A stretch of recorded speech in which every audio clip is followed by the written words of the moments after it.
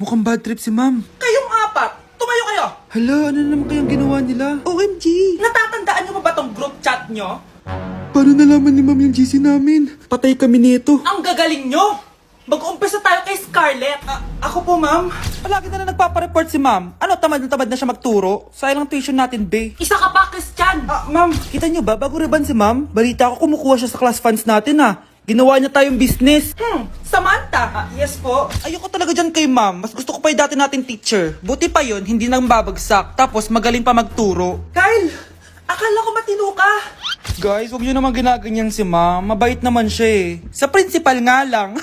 Akala niyo di ko alam mga pinagsasabi niyo sa akin? Lahat po ng sinabi namin sa GC. Totoo po yan, ma'am. Diba sabi nga nila, ma'am, truth hurts? Truth hurts pala, Sige, papakita ko to sa principal sa office. Sige, ma'am, sabihin mo sa principal. At sasabihin din namin yung mga baho mo. Ha? Anong ibig mo sabihin? Di ba may GC din kayo, ma'am? Sinisiraan niyo pa nga yung mga estudyante. Paano mo nalaman yon? Isang pindot ko lang dito at masasend na to sa principal. Huwag mong gagawin yan. Huwag mong pipindutin. Humanda ka sa akin, ma'am. Wag! Wag! Kyle, anak, uuwi yung mga kapatid mo. Talaga, Nay? Tagal kong hinintay ito. Grabe. Akala ko nakalimutan na nila tayo kasi successful na sila eh. Miss ko na sila. Tagal na din nung last na pumunta sila dito. O sige na, anak. Hintayin mo sila sa labas, ha? Maghahanda lang ako ng kakainin natin mamaya. Uy, Kyle. Balita ko, uuwi yung mga kapatid mo, opo, tita. Paano niyo po nalaman? Basta! Siguro proud yung nanay mo kasi successful yung mga anak niya, no? Oo naman, tita. Nagbunga lahat ng paghihirap ni nanay sa kanila. Deserve nyo yan. Malapit nyo nang malaman ng totoo walang sikretong hindi nabubunyag. Pasok na po ako, tita. Sige. Hello, Nay! Nandito na yung anak mong doktor all the way from New York! Hi, Nay! Nandito na yung anak mong teacher all the way from Central Elementary School! Hello, Nay! Nandito na yung anak mong engineer! Naiyak naman ako. Nakumpleto din kayo magkakapatid. Sana nakikita to ng tatay niyo. Masaya ako na nandito kayo, ate, kuya. Sana maging successful din ako na kagaya niyo. O siya na, kumain na kayo ha. Galing pa kayo sa malalayo eh. Wow naman, Mare. Bigatin na yung mga anak mo. Saya-saya. Oo naman, Mare. Ilang taon din akong kumayod para mapagtapos lang sila. Pero worth it naman, di ba? Teka, Mare, para mas masaya, may kailangan kang malaman. Oh, eto. Ha? Ano to, Mare?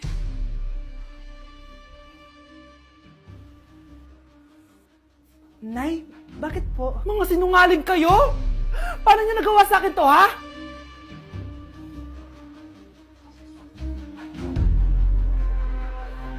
Wow! Gising na siya! Ang pala mo nandito sa bahay. Nay, wag ganyan please. Alam mo, bilib din ako sa'yo eh. Wala na nga tayong makain, nagpabuntis ka pa. Buti pa yung anak ni Rosa, pag-aaral ay natupag. Nakakawalang gana! Yan, umalis ka! Diyan ka magaling! Kasalanan mo to! Sinira mo yung future ko! Ate, please, tigilan mo yan. Walang kasalanan yung bata. Hindi! Dahil dito, galit sa akin si nanay. Kaya dapat mawala na to! Ate, wag! Ate! Anak, kain ka na. Nay? Sorry anak ha sa mga sinabi ko. Hayaan mo, babawi ako sa'yo ha. Thank you, Nay. Nay, sumasakit yan ko. Nay! Oo, yung pinag-usapan natin, ha? Hihintayin ko lang mga anak tong babaeng to. Pag nabigay ko na yung bata, ibigay mo na agad yung pera sa akin, ha? Palak ibenta ni nanay yung anak ko. O anak, okay ka lang? Walang hiya ka, Nay! Ang sama mo! Akala ko, totoo nagbago ka na. Pera pa rin pala yung nasa utak mo. Abay, bakit? Wala ka nang pakinabang dito. At least yung anak mo, mapapakinabangan ko. Wala ka namang papakain dyan, eh. Napakasama mo! Lalayas na ako sa impyernong to! Sige, lumayas ka! Sino tinakot mo? Tignan natin kung saan ka pupulutin. Hello, Bes. Hello, Bes! Kilala mo ba si Edward? Oo, Bes. Siya yung ama ng dinadala ko. Mayaman pala sila, Bes. Gusto kanyang makita kasi gusto niyang panagutan yung baby mo. Talaga? Oo, Bes! Ito na yun, Bes. Bes, hindi mo na kailangan magtiis na nanay mo. Hindi pwedeng anak ko lang ang makikinabang sa yaman ng lalaking yun. Dapat ako din. Baby, away tayo. O ano anak? Puro bebe time na lang? Di ba may exam ka pa bukas? Opo, Nay. Try mo kaya mag-review para di ka puro bagsak. Diyos ko. Sige, Nay. Challenge accepted. Makaka-perfect ako sa exam bukas. Sino nagsabing hindi ko kaya mag-review? Baka Scarlett to. Ba't tumatawag na to? Oh, bakit bes? Nag-review ako. Te, may bago akong chika. Importante ba yan? Importante. So, eto na nga. Go te, spill the tea! Ano nangyari? 1 hour later. O siya, sige na te, mag-review na talaga ako. Storbo. Saan na ba ako? X, Y... Hala, break na sila!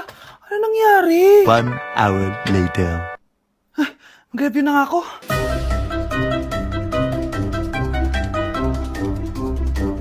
Good morning, anak! Anak, bakit ganyan itsura mo? Hanay, nag-review ako buong gabi. Akala ko puro numbers lang yung math. Bakit may X and Y? Di bale anak, gamitin mo tong Radiance Glow Pure Blossom Elixirs ng YOU. Meron tong toner essence at illuminating serum. Ano naman yun, Nay? Ano to? Nakaka-bright, prepare, at protekto ng skin. At di lang yun anak, nakaka-reduce to ng oiliness at ng skin texture. Suitable to for all skin types, kaya gamitin mo to para fresh ka bago ka mag-exam. Ay, ang fresh nga. Glass skin, no? Super lightweight at super dali lang pala i-apply nito, Nay. Go na, anak. Islay mo na yung exam mo. Good morning, class. Ready na ba kayo mag-exam? Sure nang makaka-perfect ako kasi nag-review ako. First question. Kung 5 ang kinain na pizza ni Maria at 2 ang sapatos ni Cardo, gaano kalayo ang Earth sa black hole?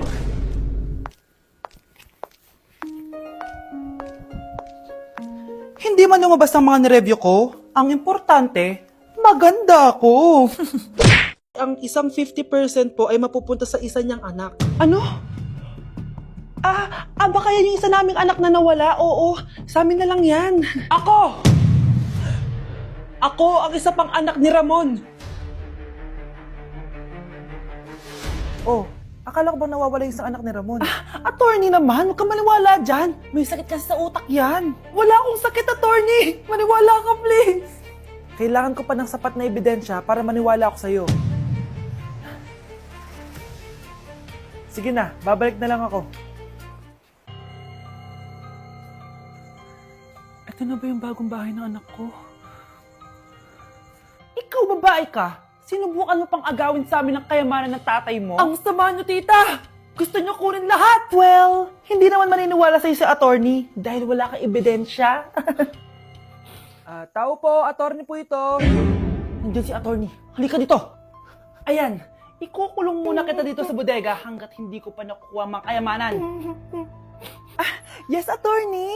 Hawak ko na ang 100% ng kayamanan ni Ramon. Nandito na ang titulo, papeles at cheque ng mga kayamanan niya. Ay! Salamat, attorney, ha? Scarlett, hindi ko na alam kung ano nangyayari sa nanay ko. Pero huwag ka mag-alala. Ako bahala sa'yo.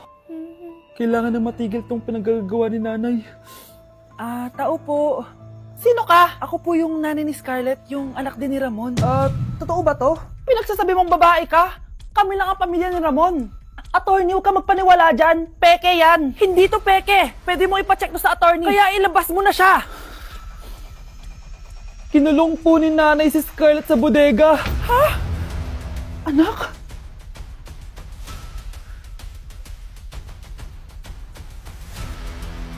Kinulong po ni nanay si Scarlett sa bodega. Ha? Anak? Anak?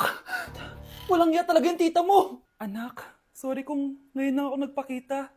Pinakulong kasi ako ng babaeng yan. Deserve mong makulong. Ikaw ang ikukulong namin dahil child abuse ang ginagawa mo. Ano? At hindi mo na din makukuha ang 50% ng mana. Hindi pwede!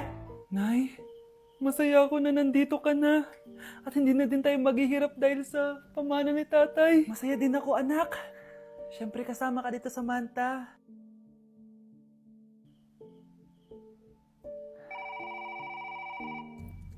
Ano ba? Bakit tawag ka ng tawag, ha?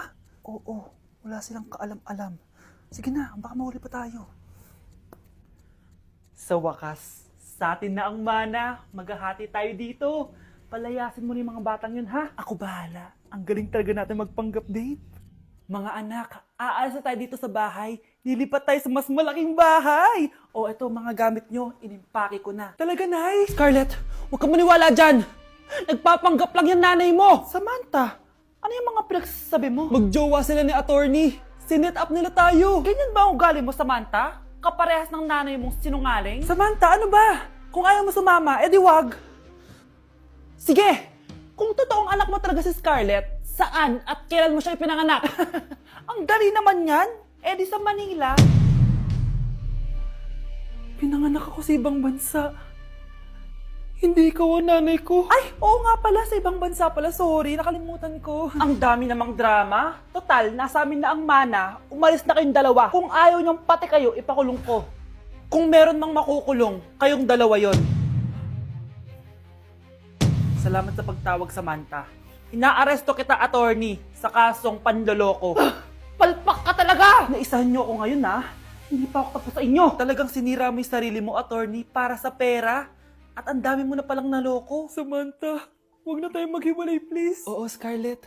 Dito lang ako palagi sa tabi mo. Kayong dalawa, mag-ingat kayo palagi, ha? Gamitin nyo na maayos sa pamana ng tatay nyo. Salamat po. Nakikiramay po ako sa pagkawala ng asawa nyo. Masakit para sa amin ang pagkawala niya. Kailan pala namin makukuha yung mga ipapamana niya sa amin?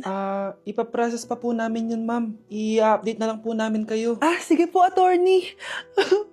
Sakit ng pagkawala niya. Nay, tignan mo, may medal ako. Oh, ano namang paki ko dyan? Di ka ba proud sa akin? Hindi. At wala akong paki sa'yo. Iniwan ka na ng tatay mo, di ba? Kaya pwede ka na umalis dito. Bakit ka ba ganyan sa akin, Nay? Huwag mo nga akong matawag-tawag na nanay dyan. Kadiri! Hindi kita anak. Ang nanay mo, wala na. Malandi kasi.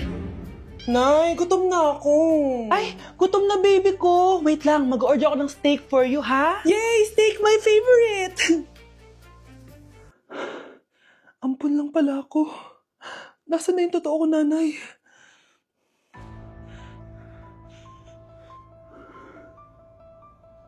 Tulog sila.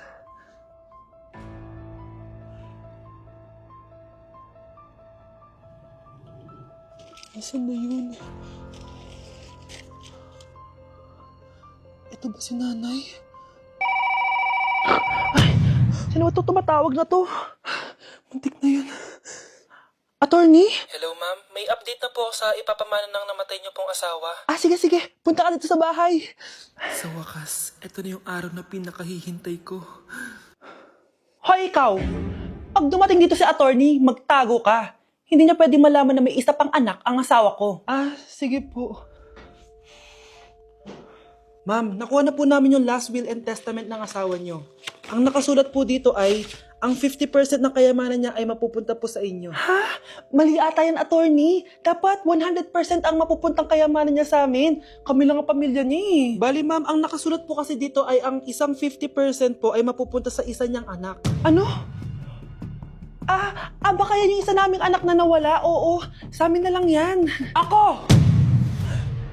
Ako ang isa pang anak ni Ramon.